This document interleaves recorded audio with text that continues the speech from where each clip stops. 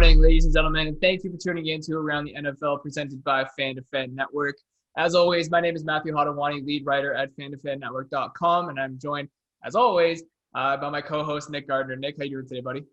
Good, man. Glad to be back on. It was another good weekend of NFL football, so let's go, man. Let's get into it. Morale is high. Both of our teams are 2-0. Very true.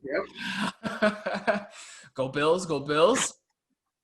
But yeah, I mean, it's unfortunate that we have to kick off the show similar to last week, where injuries are the main topic in the NFL. And we lost some good players this week. And interestingly enough, a lot of them came out of the San Francisco 49ers game.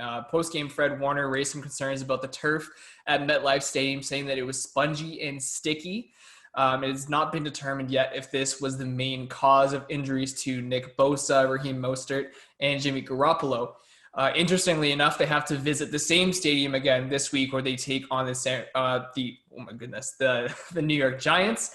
Nick, I know you've played on a couple of different surfaces, natural grass and turf as well.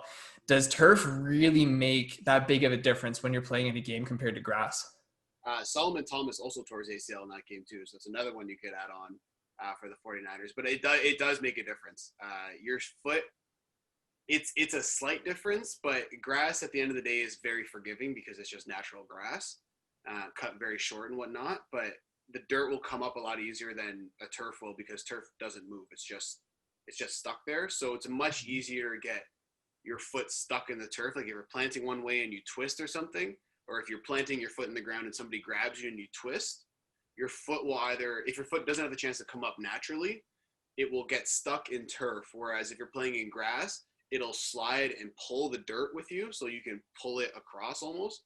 And not that it always 10 times out of 10 prevents injury, but it's a lot more forgiving and will likely, I guess prevent injury. Yeah, for lack of a better explanation. There's a lot more give in the natural grass, which ultimately there's less injuries for it too. Yeah, it's interesting. You see when a player gets tackled on natural grass compared to turf, they almost take out a divot when they fall. Basically, yeah. And I've played on both surfaces as well too. Back when I was playing, in high school, we had new turf, and it was like almost like, when you get brand new turf and it's like spiky and it kind of hurts a little bit. We played on that material, and there was a lot of injuries as well too. But I mean, it's going to be interesting to see what the MetLife staff does going forward, because I mean, if you're it's a lot for ligament issues, mostly for knees. So a lot of the ACLs and all those types of things. I know not everybody got ACL injuries, but there was two of them with Bosa and Thomas. Sorry, I didn't see exactly how they got hurt. So I'm not going to say it was or wasn't the turf, but that's a serious concern though. Turf is definitely, especially at that speed with the force these guys are playing with. Yeah. Yeah, and I mean, it kind of goes back to the lack of a preseason. I mean, there's a difference between training at home and getting in football shape, and then training with your team, going through the proper protocols and the proper training regimens to get ready for an NFL season. Speaking of ACLs, I mean, probably the biggest story coming out of week 2 is that the Giants are going to be without Saquon Barkley, who tore his ACL. A huge loss for the Giants. It looks like they might be picking up Devontae Freeman. He's supposed to meet with the Giants today. That's if the Carolina Panthers don't sign him, who lost Christian McCaffrey. So just a tough week to be just a football fan. Yeah, it was ugly. It was ugly out there. Like, there was a lot of injuries, and it's I mean, people will say it's preseason. People will say it's not. It depends. I mean, there's no way to condition your body for that. Like, the way Saquon went down was just awkward, and there's no reason to say that wouldn't have happened in the preseason. You know what I mean? So it's just one of those things where football is a full contact sport. There's guys 250 plus pounds running around full speed. People are going to get hurt, and it just came in a lump sum this weekend. Soft tissue injuries, ligament issues. Actually, surprisingly, which is the strangest thing, and I guess it's just occurring to me now, there wasn't a whole lot of like broken bones and stuff. I know Drew Lock had a shoulder injury, but I can't remember off the top of my head if that was ligament or Yeah, an or actual even, bone but he's injury. supposed to be back in, I think it's in 2 to 4 weeks or 2 to 6 weeks or something. So I'd imagine it's Yeah, something it looks like the Broncos are gonna have to bring in Blake Bortles for that job.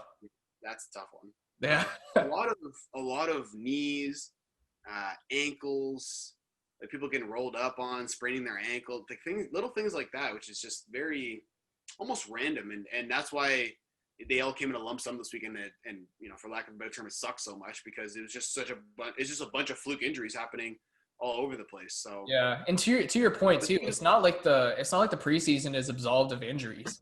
exactly. I mean, we've seen years and years and years in a row how stars can go down in the preseason as well too. But like you said, a lot of big names out this week from injuries. We have Cortland Sutton, Devontae Adams, Tavon Young, which I know that you are heartbroken about. That one hurt. Malik Hooker, Anthony Barr, Paris Campbell, Bruce Irvin, and Will Fuller. And that was just a few of the names. I combed through the list earlier, and it was long, man. It's tough. It's tough seeing all these guys go down. Tough sledding.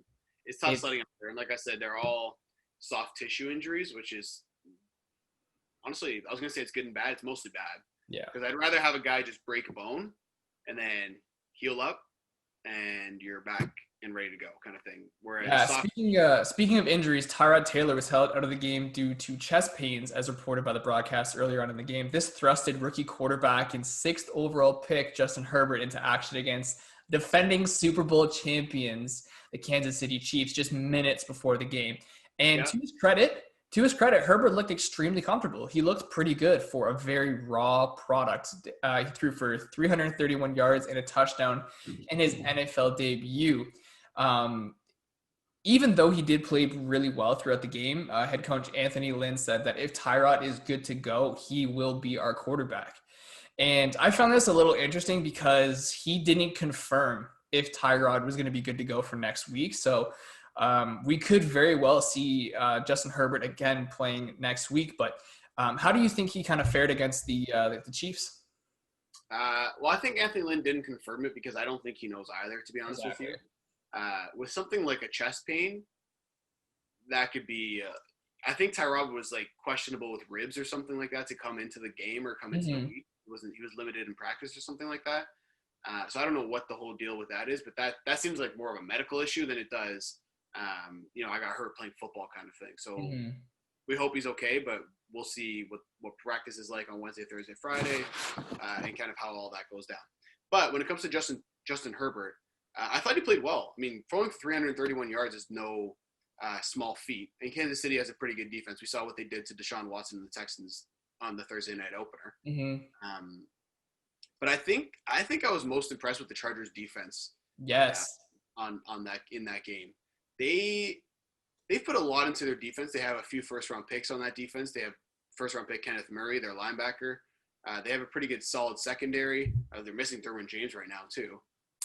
Joey Bosa is out there, Melvin Ingram, Jerry Tillery on the inside. Like, they have a pretty strong defensive core, and I thought they played really well against Mahomes. They let up that big bomb to Tyreek Hill, that 54-yard pass, which is just – when you play Mahomes, some stuff is just going to happen where you just have to say, okay. Like, there's not much you can do. It's kind of like if you're doing renovations on a house and you think it's going to cost $20,000, you just budget $25,000 because you just know something's going to happen. Yeah, or when you try to build a stadium that's supposed to cost you $1 billion and it ends up costing $5 billion. Yeah, you have a little bit of buffer, right? It's like the same thing.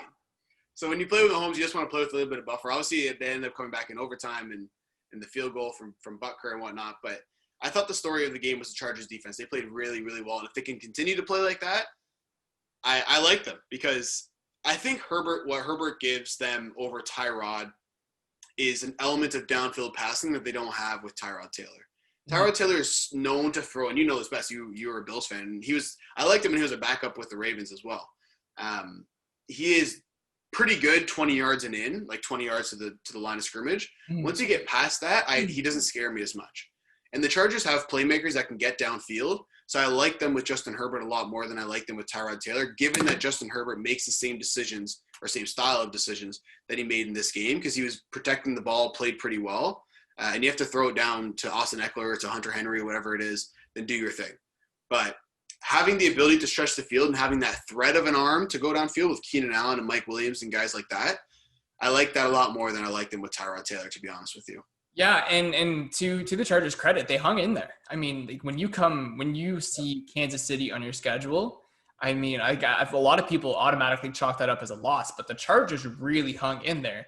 They took it down to overtime, and it was the leg of Harrison Butker that sealed it for the Chiefs. But I mean, he had 3 attempts on that kick. For the first one was from 52 yards. And it was a false start on the offense, which moved it back 5 yards, which moved it to a 58-yard field goal.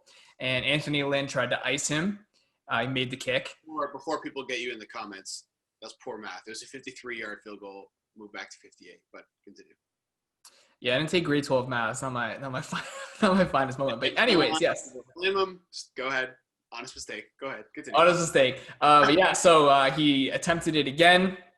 It was ice the kicker moment. Made the field goal anyways, and then directly after knocked it down from 58 to seal the Kansas City win.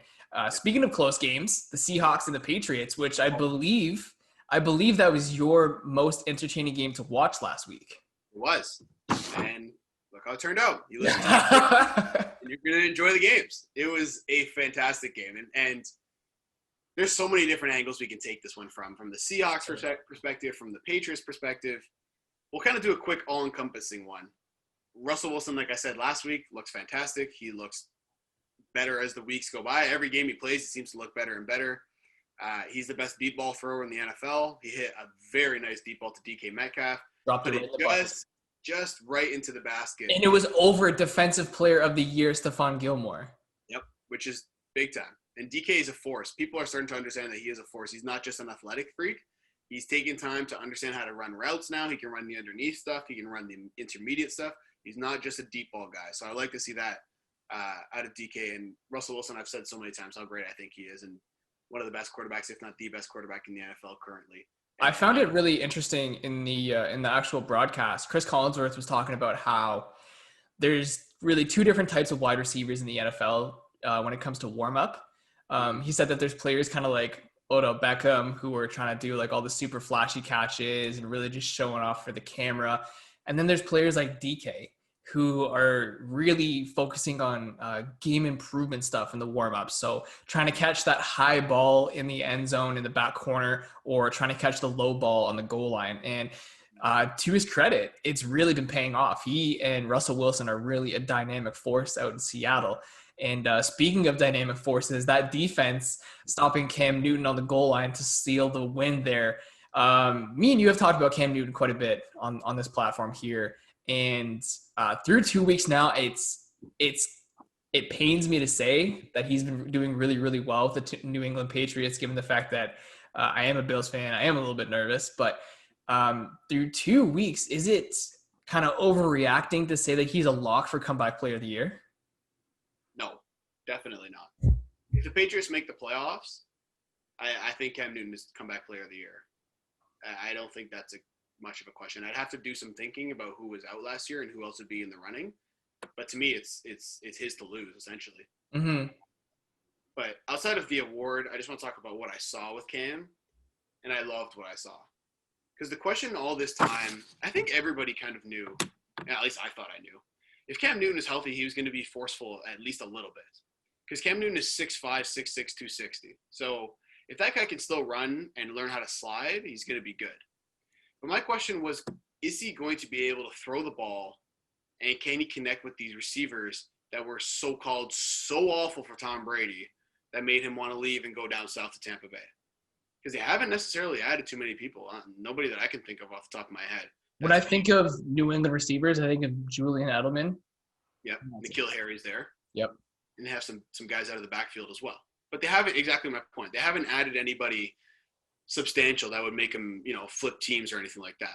Their last big receiver was Randy Moss. All I heard. Say that one more time, sorry? Their last really good receiver was Randy Moss. Yeah, that's fair to say. They had Antonio Brown for a week, but fair to say. For a week. Regardless, this is the same offense that made everybody in the regular mainstream media, if you will, talk about how little weapons Brady has. Brady has nobody to throw to. He's got to leave, yada, yada, yada. He ends up going down south to Tampa Bay, and we all know that story. Now Cam Newton comes in, and not only does he play fantastic by himself, just running the ball, being the threat that he is, he threw for 397 yards, basically 400 yards, and a touchdown and 2 rushing touchdowns and 1 pick.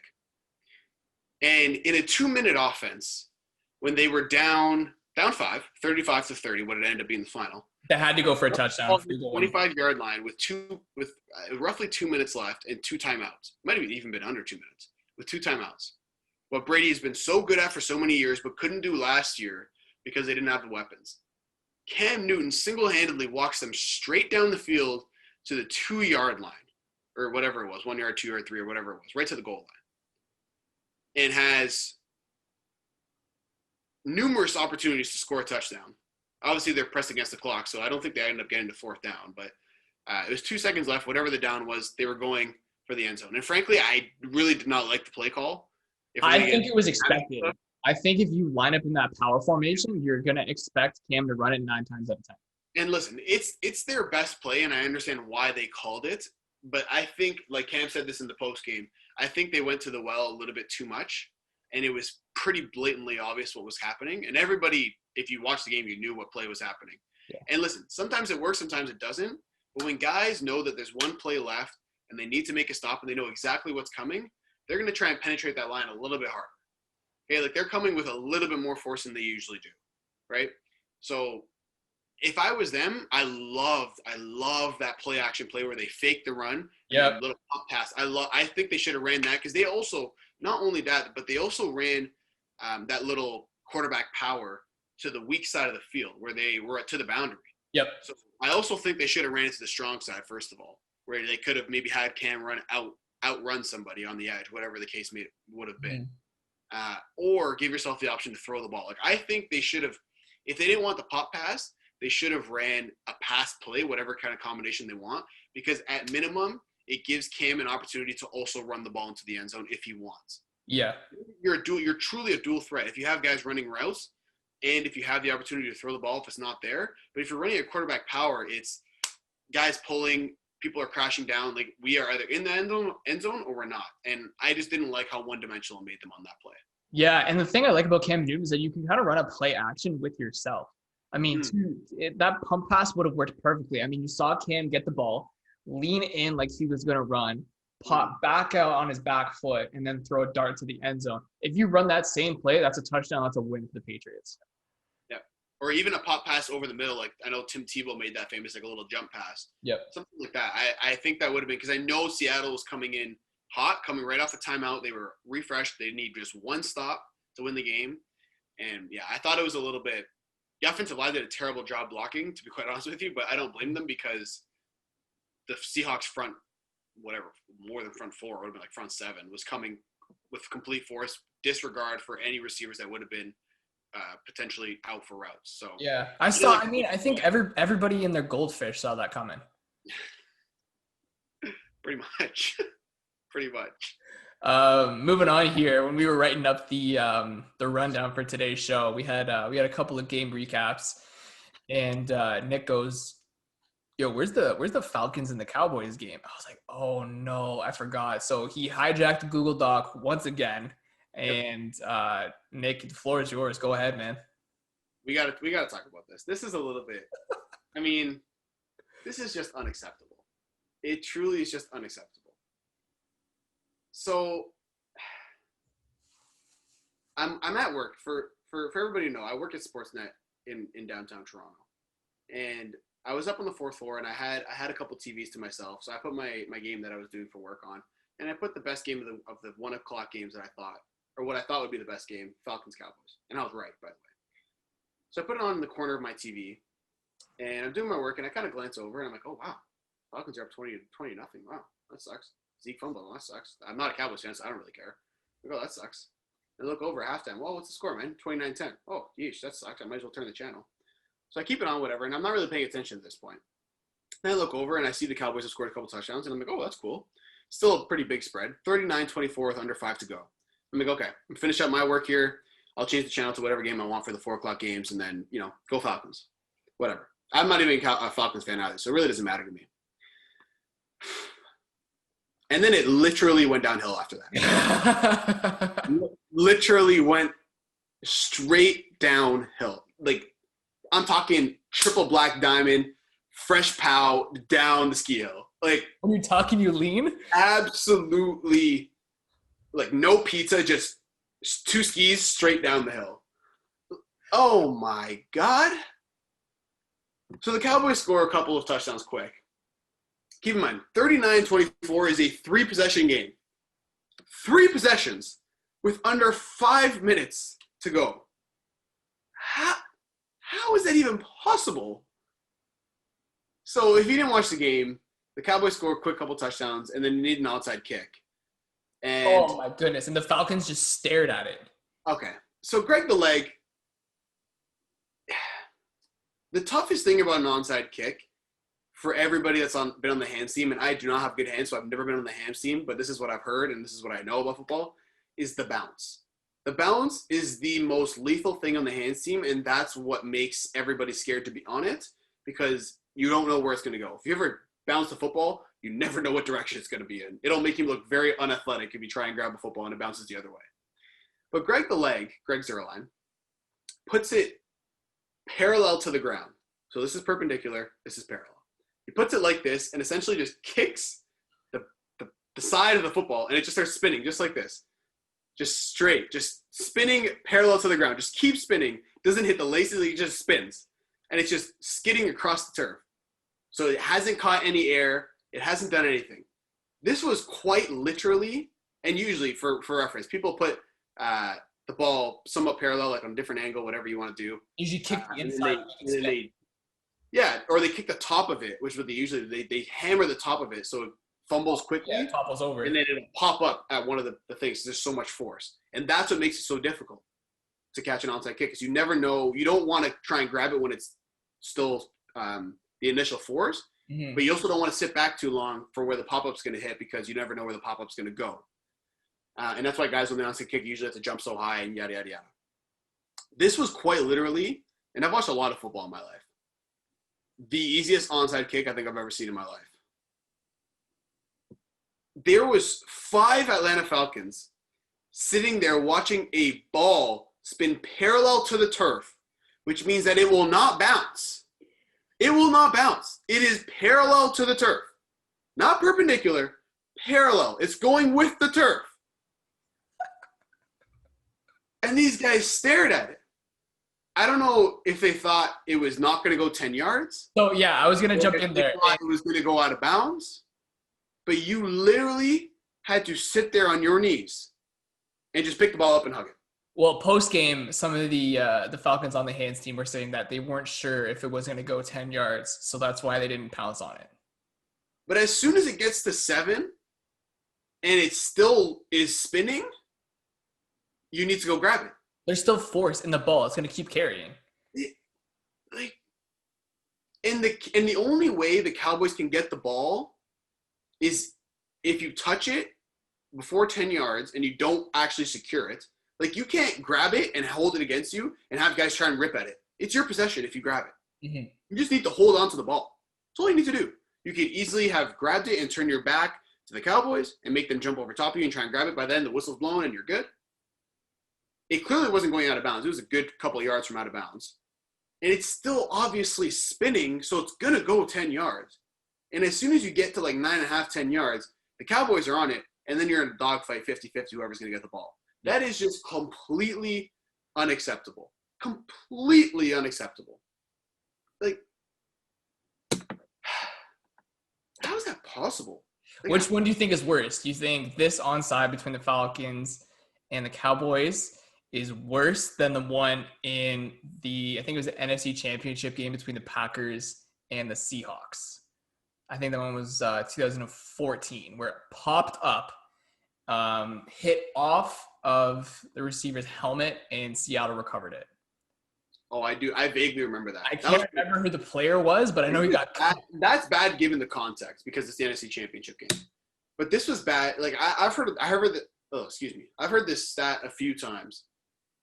since that game happened to now, that teams that scored 40 points and I think it was scored 40 points and had 0 turnovers, or scored 40 points and won the turnover margin by 3, something along those lines, were 440 or 441 and 0. 440 and 0, dating back to sometime in the 1930s. We weren't even a thought at that point. I think it was like 1937 or 38 or something like that. Are you kidding me? What? 440 and 0, dating back to the 1930s. And the Atlanta Falcons just lost that game. Can you imagine what Dak Prescott is feeling towards his contract negotiation? I'm glad you brought that up. 2 things I want to say, actually. Dak is the second one I want to get to. First, Hayden Hurst was on the hands team for the Falcons and was one of the guys that just stared at – actually, was coming right at him. So I think he was the guy that arguably should be the most to blame. There's 5 of them, but he could hold a significant amount of the blame. And Hayden Hurst came from the Baltimore Ravens, my favorite team. And he was our first-round pick a couple years ago. Ended up being – he just didn't fit in our system. He's going to play decent in Atlanta, though. Mark Andrews is a better fit. Much better. But I can't imagine that ever happening to a team like Baltimore because they're so – and this is a non-biased opinion – because they're so well coached and they never – like that type of stuff just never happens in Baltimore. That's the thing I love about being a Ravens fan. I never have to worry about dumb stuff like that happening. So I just look at Hayden Hurst in that Atlanta uniform and I think – if that was Baltimore, he would have jumped on that ball. Ooh. And obviously that's just an assumption, but I can't imagine Hayden Hurst in same player in a different uniform, in a different organization, that was not stressed enough on. My point being, I don't like asking for people to be fired, but I think Dan Quinn needs to go. I heard a lot of that on the radio after, and I'm glad you brought it. Doesn't make much sense. There's no excuse. You told me today, I didn't even realize this, and I want to pull up the stat just to make sure I'm right. I'm just gonna grab this real quick. You said Julio. We were talking about fantasy before this game for everybody to know. We had a long fantasy discussion. Actually, you know what, Nick? I don't know how many comments we're gonna get on this, but ask them how they feel. 2 receptions for 24 yards. That is unacceptable. Read Calvin Ridley's stat line though. He had 7 for 109 and 2 touchdowns. I get it. They all played well. I know they have a lot of options, but Byron Jones is not sitting in Dallas anymore. They don't have a lockdown corner. That is unacceptable.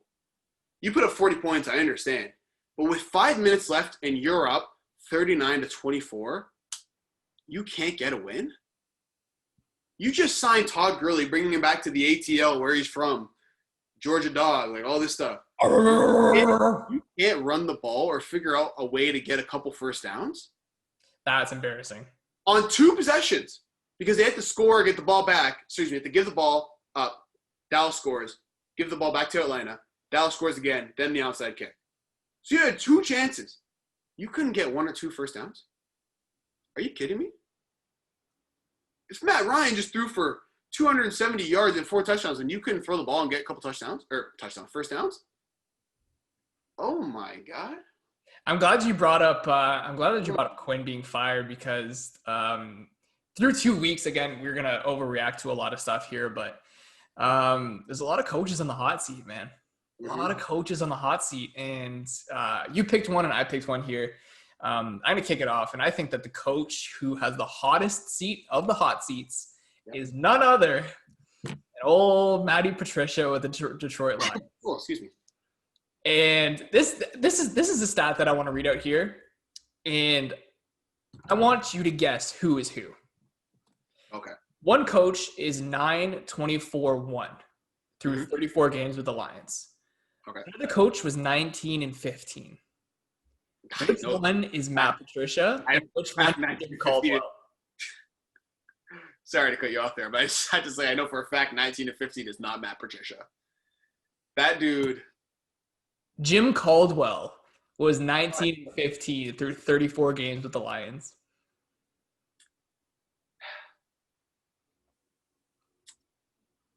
how do I say this? I can't think of a full football example, but sometimes I think of it in basketball terms. And last time on the show, I made some basketball references. I'm going to make another one now. For so many years, Mark Jackson was the coach of the Golden State Warriors, and he developed Steph Curry and Klay Thompson to be the Splash Brothers. Mm-hmm. But they were constantly like a 5 or 6 seed, and they were out in the first or second round, and they couldn't really just get up there. You know what I mean? And then they went and hired Steve Kerr, and then they did, 73-9, didn't win the championship, but everybody knows what happened with Kevin Durant and yada, yada, yada. And I feel like that's kind of what the Detroit Lions were looking for, because they have a stud in Matthew Stafford. I think everybody can agree Matthew Stafford is a good NFL quarterback, if not great NFL quarterback. Yeah, I really like Matthew Stafford. And he's got a good amount of weapons. Like Kenny Golladay, you went on a spiel by him last week. I'm not even going to bother going back at that. Marvin Jones is pretty good. I like DeAndre Swift.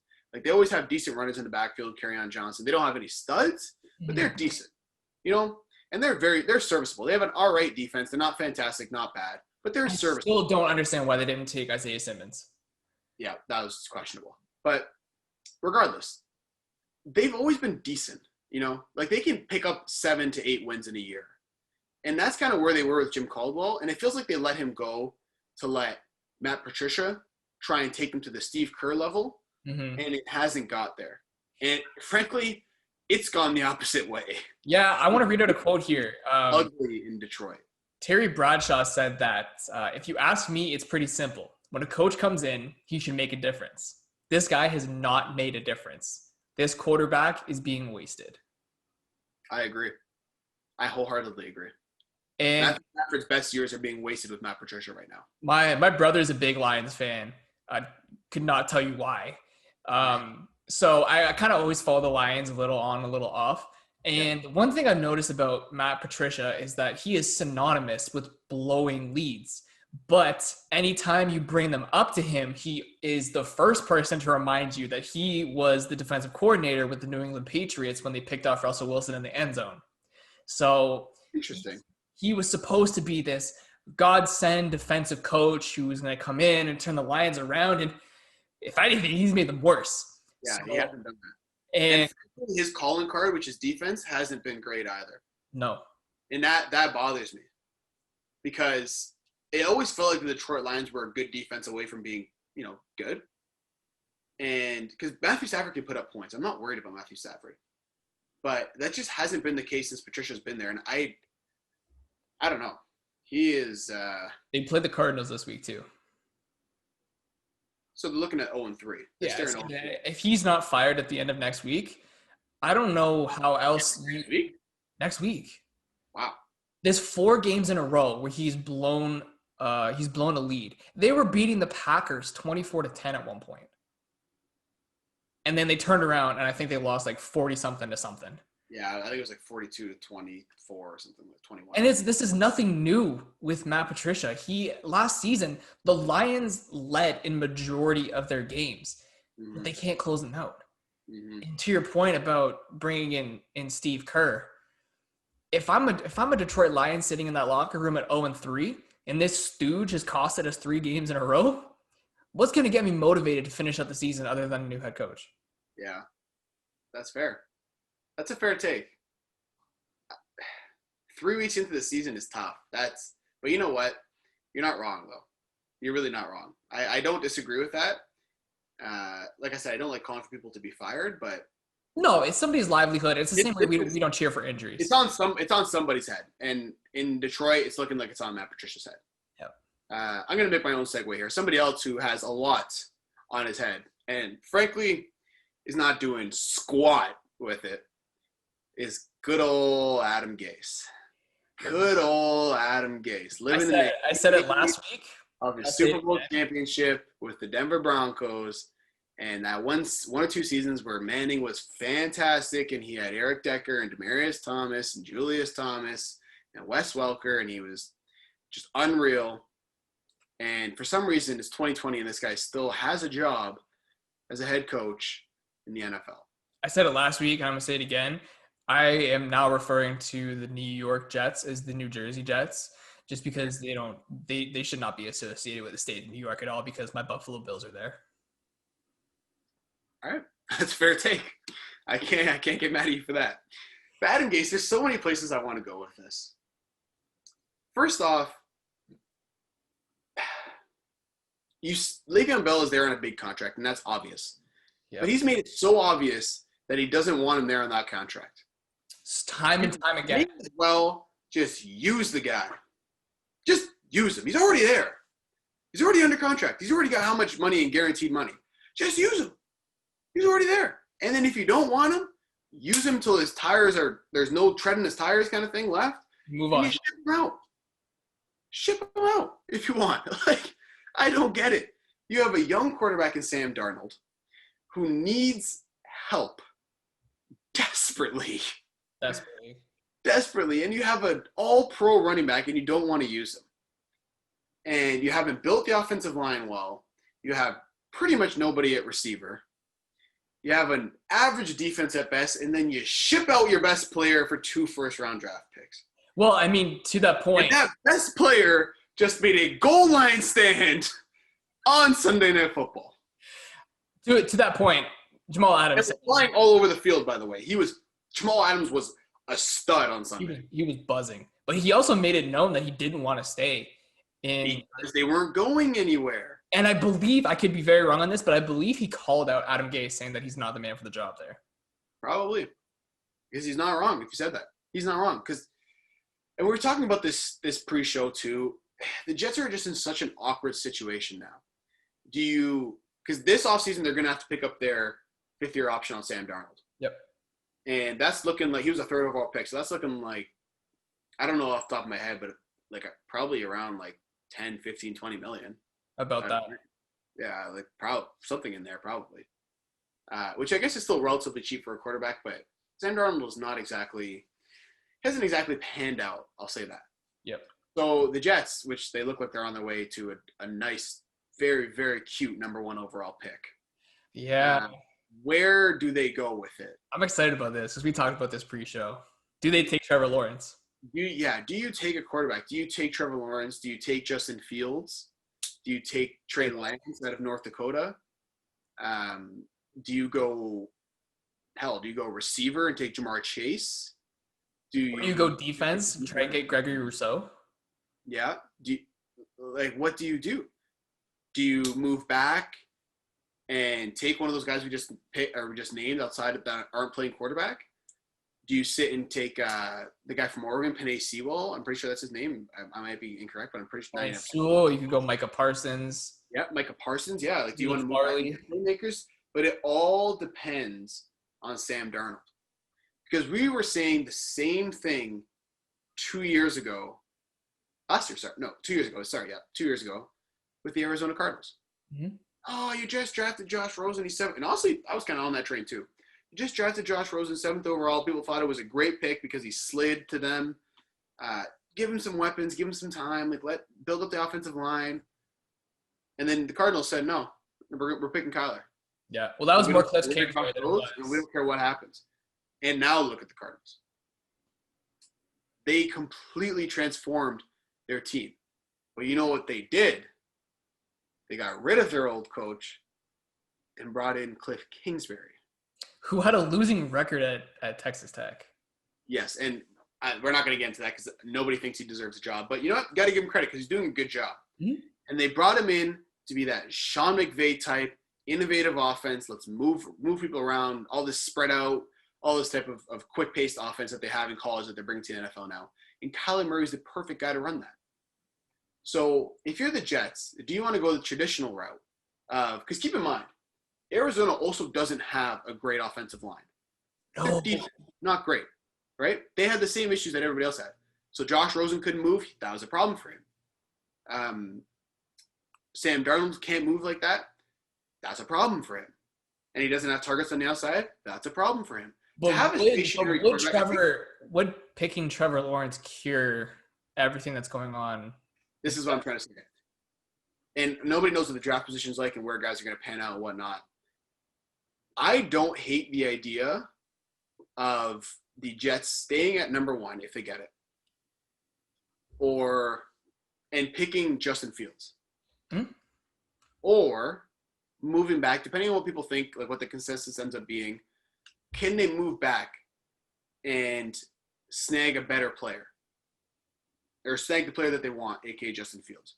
It reminds me of another basketball reference. When the Boston Celtics had the number 1 overall pick because the Brooklyn Nets in that the whole Paul Pierce, Kevin Garnett spiel, they ended up getting the first round pick from a couple years ago. And the consensus in the NBA was Markelle Fultz has to go number 1 and Lonzo Ball has to go number 2. And because of the way the roster was, Boston didn't want Fultz. They didn't want Ball because they had a bunch of guards already. It didn't make any sense. So Boston traded back to 3, accumulated more picks, and still got the guy they wanted. You know who the guy they got was? Tell him, Nick. Jason Tatum. Nasty basketball player. Jason Tatum is by far and away the best guy out of those top 3. Lonzo Ball's been serviceable. Markelle Fultz, we all know what the deal was with that. He's Band-Aid. And that's what I kind of think the Jets should do. I would agree with you. I think the consent, and listen, I think Trevor Lawrence is going to be great. I don't know what the big boards look like. I don't know where everybody ranks and what they're going to be like. Yeah, but if you can get the number 1 pick. Mel Kiper's working on all that right now. Yeah.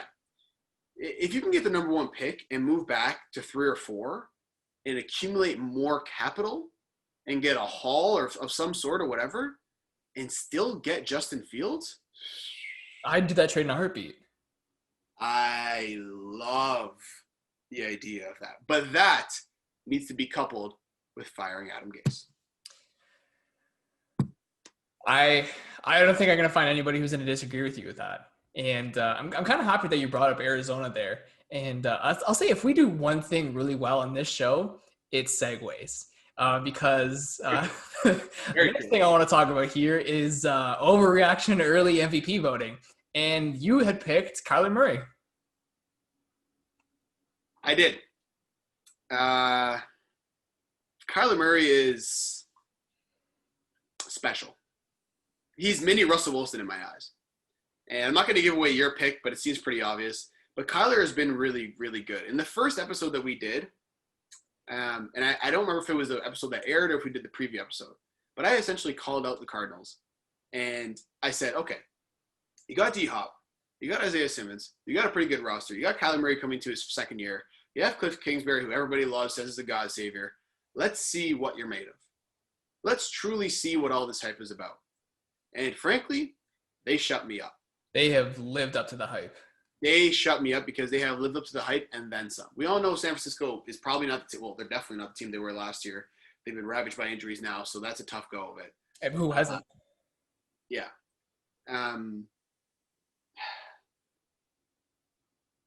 Kyler Murray brings a dynamic to the game that few quarterbacks do. Russell Wilson, Deshaun Watson, Lamar Jackson, and maybe Aaron Rodgers a little bit, and Cam. But Kyler Murray, his ability, his decision-making, I love it. Because he runs around like a little friggin' 5'11" guy just running around. You can't stop him.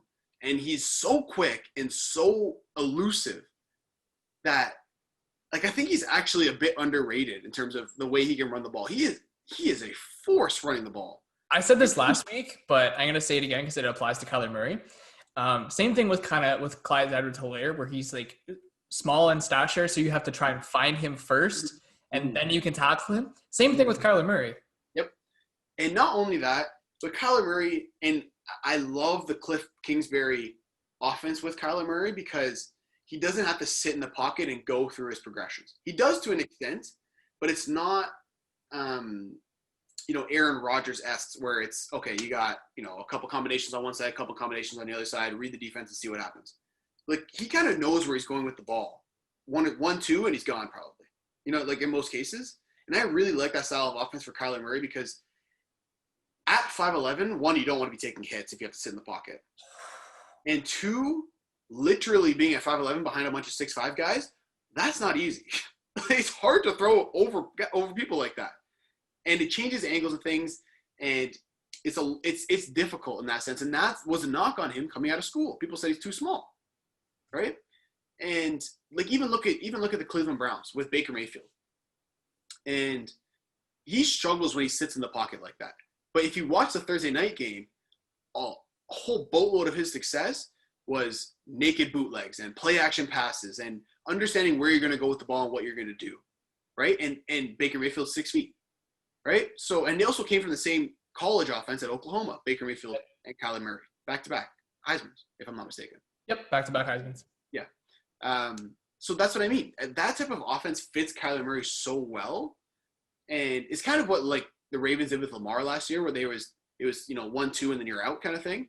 And I like that with Kyler Murray because he's making progressions now as a passer and as a quarterback. Like he understands the mental part of it now, and he's starting to be able to make progressions, and he's becoming lethal running the ball or throwing the ball. Yeah, the Cardinals are kind of playing football the way I play Madden, where you get to the line, you hit the play art, and you see the one route that you want to hit. Yep. And when you snap the ball, you're looking at that one route, and if it's not there, you take off. You're pretty much gone. Yeah. It's exactly the way the Cardinals are playing football, and it's paying off. They are an exciting team, and we talked about the Detroit Lions and how they're playing the Cardinals this week. They're gonna be eating the entire game because the Lions they stink. They're not a very good. They have a lot of holes to fill on the Lions. Yeah, I agree with that. The Lions are. It's a tough place to be in, man. Being stuck in the middle in sports is one of the toughest places to be. Truly. Yeah, and I want to get onto my MVP pick here, and I picked Russell Wilson. And I appreciate you not tipping my pitch there. But Russell Wilson, listen to this stat line here. He's completing 82% of his passes, has 9 touchdowns, 610 yards, and 1 interception. And the interception was not his fault, as he threw a dart to Greg Olsen, and he kind of tipped it up. And one of the McCourty brothers picked it off and ran it back for a pick 6. But through 2 games, if you told me that Russell Wilson had never received a single MVP vote, I would say that's just simply not true, because he is playing some of the best football I've ever seen him play in his life. Yep, I agree with that. And I think the reason he hasn't is because, and this has been well documented by a bunch of media outlets, there's always somebody that's been playing better than Russell Wilson. Like last year, he didn't deserve an MVP vote because Lamar was fantastic. Yeah. He was so good last year. Was Lamar unanimous? I can't remember if he was. I think he was. Yeah. But that was blatantly obvious. The 112 straight, 14-2, like that was blatantly obvious. But Russell was still pretty good, right? And now the narrative has changed on Russell Wilson. I've said this in the last couple episodes, and I'm going to keep saying it. And this is a very popular saying in popular media outlets as well. They're letting Russ cook. And they've transitioned from strong defense and running game to slowly morphing to Russell Wilson's our guy, win us this game. Because he's always kind of had that opportunity or that talent, but he's never had the opportunity. And now I feel like he has the opportunity to essentially cook. He has good receivers on the outside. Greg Olsen's a good tight end. He's got Tyler Lockett and DK Metcalf and David Moore. He's got a good running back in Chris Carson, a good combination of running backs, Chris Carson and Carlos Hyde. He's got a pretty good offensive line. He's got a pretty good defense.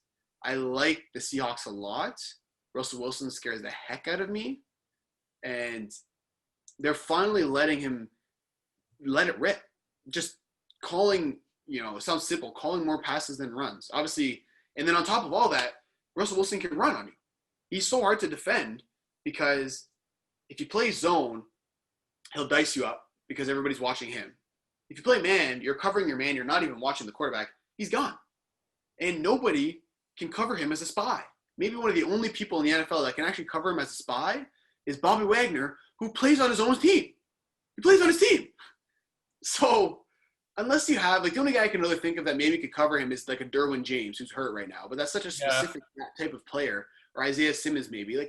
Such specific players that can cover him. And not every team is walking around with Derwin James in their safety backfield or in their defensive backfield. Or Isaiah Simmons running around at however many positions he wants to play. So Russell Wilson's special. And frankly, I think he's a front runner for MVP, and I don't think it's close. Yeah, I mean, he's just doing things that we've never seen him do before in Seattle. And I want to bring this up, but I'm kind of going back to the broadcast here, but Chris Collinsworth said that the reason why Russell Wilson has never received an MVP vote is because he's not on prime time. That's fair, but the The people who vote for the NFL MVP, though, aren't the people that just watch primetime games. Exactly. And I think Have NFL knowledge, so I wouldn't go as far as saying that. I mean, it helps to have the nation seeing you, but Seattle's been relevant for many years. I don't buy full stock into that. no. I mean, if you know football, you know how good Russell Wilson is. But if you're like the super casual fan, and if you're just tuning in to see primetime games, I mean, Seattle really doesn't have all that many. I know they have the one against the Patriots, but I mean, I don't really think there's any merit to that. But moving on here, when you get to our, I would say one of our favorite segments here, it's the hero and zero. So our hero of the week and our zero of the week. I originally had Harrison Butker as my hero of the week, but I kind of went on we talked about him quite a bit during the Chargers and the Chiefs game. So I'm going to pull an audible here, Omaha. And I'm going to say my hero of the week is Josh Allen. Okay. So, reason why I say Josh Allen, and I texted you after the Bills game, and I said 417 passing yards, 4 touchdowns, 0 interceptions, put some respect on my quarterback. You initially said no, but we talked pre-show, and you've kind of come around on him a little bit. Yeah. Josh Allen's good. Nobody's really saying that he's not good. I like the way he's progressed and developed. I like what the coaching staff has done with him. He's gone from a guy who has an absolute cannon of an arm and being able to run to actually developing into an NFL quarterback. I'm not fully sold on him, and I'd have to look at the Bills schedule to see what games you guys have. We have Rams and then the Raiders, I believe. See, like, I guess if beating those two teams doesn't wow me, though. You know what I mean? It doesn't, if you beat the Rams and the Raiders, you don't put yourself, Now, if it's in completely convincing fashion, maybe I'll take a glance. But I'll say one of the good. I just need to see more. One of the reasons why I think he's kind of really making that step forward is because of the weapons that he has. I mean, when he came into the league, he had Calvin Benjamin as wide receiver, who was a Popeye's biscuit away from being a tight end. Like, he was – I said – Booger McFarland said it. I didn't say it. But coming into the league, he had absolutely nothing there. And then you go to an offense that was completely retooled by Brandon Beane and Sean McDermott. He has Stephon Diggs, John Brown, Gabriel Davis out of UCF, who made an incredible diving catch, and Dawson Knox, who he kind of has trampoline hands, and he's not all that great, but he's definitely taken that step forward. So to your point, I mean, they beat the Jets, they beat the Dolphins, so definitely. Just show me more. If he's so good, he should be able to do it when I'm watching. I'll put it to you that way. Fair enough. So we'll keep it moving there. My zero of the week is Anthony Lynn. I mean, how do you not go for it on a 4th and 1 and give the ball back to Patrick Mahomes in overtime out of all situations? It's just, I don't understand. I mean, it's overtime. You have to take that risk. He's going to get the ball back either way. Why not try and keep it? Where was it on the field? Pardon? Where was it on the field? I believe it was on the 45. Yeah. I think you got to go overtime. If they're going to get the ball back either way. Yeah. Why not try and get a couple more yards, kick a field goal, and steal the win? If you score a touchdown, then it's game. Exactly. Yeah, I agree with that. All right, my hero of the week. Good old Greg the Leg. Greg the Leg. I mean, not only did he get the parallel spinning onside kick, but he also nailed – I don't know how long the field goal was. I actually kind of forget. I've never seen an onside kick done that way. Neither have I. That's what I'm saying. I've never seen it in my life. But clearly it obviously works when guys don't want to grab the ball. And he nailed the game-winning field goal. So that's what you're paid for. That's why they pay you the dollars. There are the millions of dollars, is to sometimes get onside kicks and often make field goals. And he did both. So good job, Greg the Leg. I'm proud of you. Round of applause. Very good. My zero of the week is a guy who – see, we just went from a guy who did his job very well and executed very well to somebody who is paid so much and has not done his job, not even sniffing the job requirements. And that somebody is Mr. COVID-19. If I get it, if I get it, I get it. I die. I don't fear death. Kirk Cousins. Because First quarterback to have fully guaranteed money too. Yep, fully guaranteed to go 11 of 26 for 113 yards and 3 interceptions. I told you this before. The week before, Gardner Minshew, stash and all, went 19 of 20 for however many yards and however many touchdowns. I said this before the show, but at one point, Kirk Cousins had as many interceptions as the Vikings did points. And they were playing the Colts. Unbelievable. And he was the same way in the game against Green Bay Packers because they haven't had a chance to win either of those games. And now they lose Anthony Barr on the defensive side. They don't have the same stout defense that they've had for many years. They need their offense to be something. Do you think that around because I have Adam Thielen on my fantasy team and I need him to produce for me, so hopefully he can turn it around. But I don't have a lot of faith in Kirk Cousins, if I'm being honest. Do you think that Stephon Diggs going over to the Bills is a bigger blow for the Vikings than initially thought? Yes. I think it's I was listening to whoever it was, and they said that, the Vikings offense was a very much the squeaky oil gets the wheel type of situation. So, whoever needs the targets the most is going to get them. And when you go from a dual threat offense in Adam Thielen and Stephon Diggs, and you lose your vertical threat in Stephon Diggs, and you have just Adam Thielen, I don't know how Minnesota rebounds from this. I think it's a big deal, but this also kind of reminds me of the earlier weeks of last year when Diggs and Thielen were basically just calling out Kirk Cousins because he was playing like booty and he wouldn't throw the ball downfield. And they were just talking about how he needs to throw the ball. They're basically publicly calling him out. Mm-hmm. So this kind of reminds me of that. And not only does Kirk Cousins not playing well affect your passing game, but Dalvin Cook just gets completely bottled up and has no chance to be anything if Kirk Cousins can't throw the ball. If you're going to go 11 of 26 and throw for just over 100 yards and 3 picks, how are you going to convince the defense to not stack the box against you? Oh, you're going to get a full-up blitz damn near every time. Exactly my point. And you got the Titans. So Kirk Cousins can't move to save his life. So he needs to turn it around. Like, there's nothing that Minnesota can do. I don't know what their cap situation is. Like, they're stuck between a rock and a hard place, and Kirk Cousins needs to pick it up.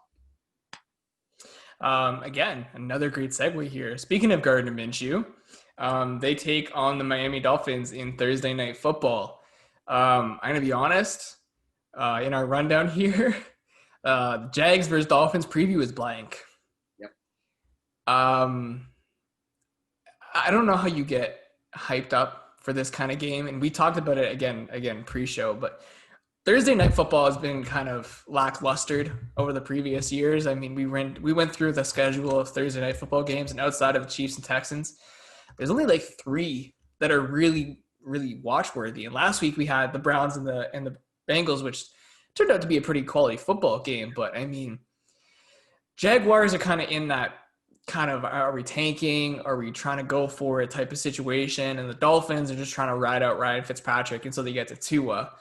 But, I mean, is there really anything you can say about this football game? To be quite honest with you, I usually have a lot to say. I don't have much to say right now. Yeah. These are 2 teams just stuck in transition.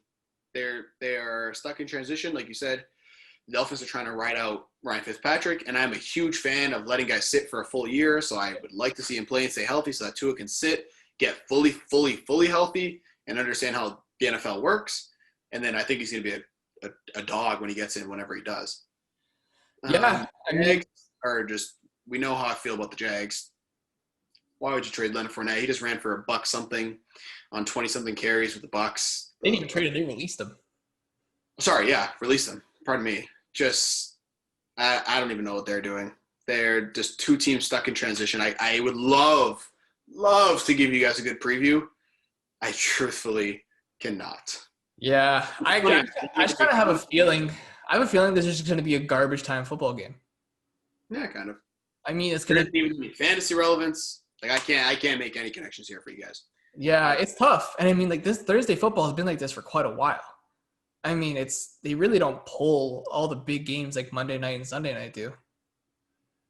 That is true, but that's probably why they put it on Thursday, so that people can still view it and not have it stuck in a 1 o'clock time slot and get no ratings. But Yeah, I'm glad you brought that up though. If this was a Sunday night game, would you watch it? no, Absolutely not. it would never be a Sunday night game. And I don't know why they would put it on a standalone Thursday night game either. Where it's sometimes on a Sunday, especially people like us, you pop on the couch at 12:30, you're not moving until like 11 o'clock at night Eastern time. Yep. So, and then sometimes you'd be like, I really don't want to watch this game, but I'm watching anyways. But I'm making plans Thursday. I mean, we're going golfing. Yep. I don't know if I'm rushing home to watch Dolphins and the Jags. Yep. I'm with you. I am with you. I completely agree. I will probably, I don't know if there's a basketball game that day, but I'll probably end up watching the NBA playoffs. Yeah. I mean, it's not even background noise worthy, but we've beaten on both of those teams enough here. So we're just going to move on to most entertaining game of the week. I picked Dallas Cowboys and the Seattle Seahawks.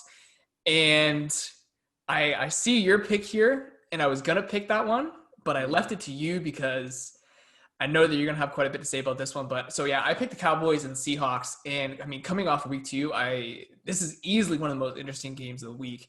You have the Cowboys coming back from, I mean, we hammered on the Falcons for probably like a good 5-10 minutes. So I'm not gonna drag their name through the mud anymore. But Seattle going up against that offense, it's going to be interesting to see what Dak Prescott does, see if the Seahawks defense can kind of put another quality effort ahead. And DK Metcalf against that Cowboys secondary will be interesting to watch.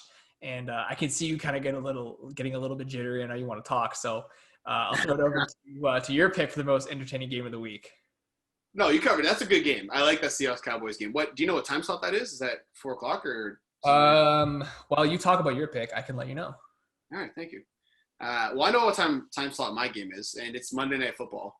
And if you know anything about sports, you should be watching this game because this is a very obvious pick. I don't know how much I have to sell you on it, but Lamar Jackson and Patrick Mahomes. That's it. That's all you got to say. That should be enough.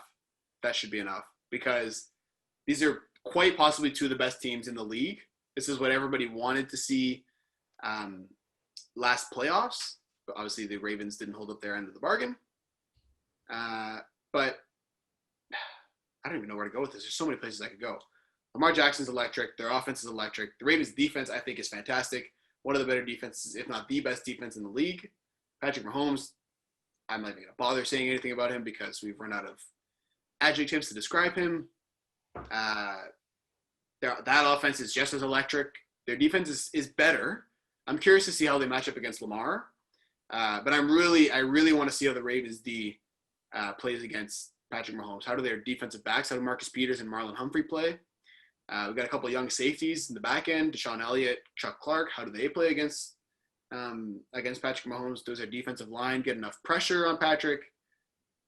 And if we get up, I'm going to probably turn off the TV because that means the Patrick Mahomes comeback is coming. So yeah, so you just don't go for it. Just go for it on a 4th and 1 during overtime. Pretty much, yeah. So I'm excited. And that game, and it sucks due to COVID and stuff because that would have been Monday Night Football at M&T Bank. We were planning on going potentially. It would have been absolutely just bananas. So yeah, that, for lack of a better term, sucks. But this game is going to be just, whew, boy. 4:25 start for Cowboys and Seahawks. That's good. That's a good game. I like that. I'll watch that one. On to our underdog picks. I have the Cincinnati Bengals beating the Philadelphia Eagles. Interesting. Eagles have – what's up with the Eagles, man? What is wrong in Philadelphia? Because they're a bad football team. And I'm not saying that Cincinnati is a good football team, but I think they can get it done here. I mean, they played very well against the Cleveland Browns. And granted, the Cleveland Browns are the Cleveland Browns, and they do have a very quality secondary and defense there. But, I mean, it kind of goes back to – I hate bringing up the Detroit Lions here, but it kind of goes back to the Lions. Like, if you're starting off to a bad start, how do you turn it around? Mm-hmm. And I think the Eagles have just been trending downward more aggressively week after week. I just there's something about me that just thinks that the Bengals are going to be able to pick up this win here. And the worst part about the Eagles is that they're hurt too, and they're hurt in the trenches as well. Yep. So I think they got Lane Johnson back this week, which is big. But the Eagles, you're not wrong. They have a lot of issues. They have a lot of issues at playmaker too, like at receiver.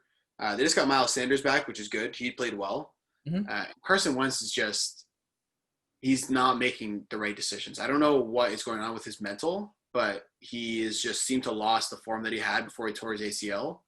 Yeah. And he's not making the right decisions. He's forcing the ball into tight windows. He's not going through his progressions. He's not understanding how to run the offense that Doug Peterson is giving him.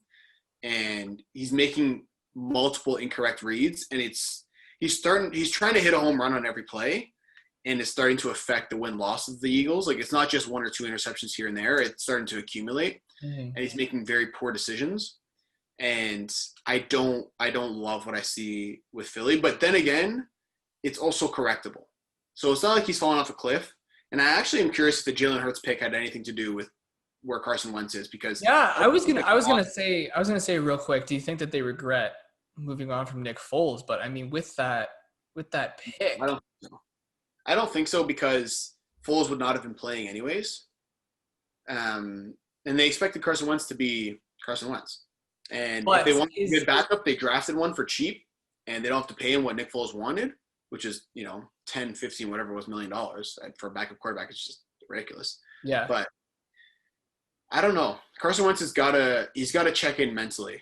Is this the Carson Wentz though? I mean, you said Carson Wentz is going to be Carson Wentz. But I mean, we saw when he was kind of cruising, he was in the MVP conversation. Yeah.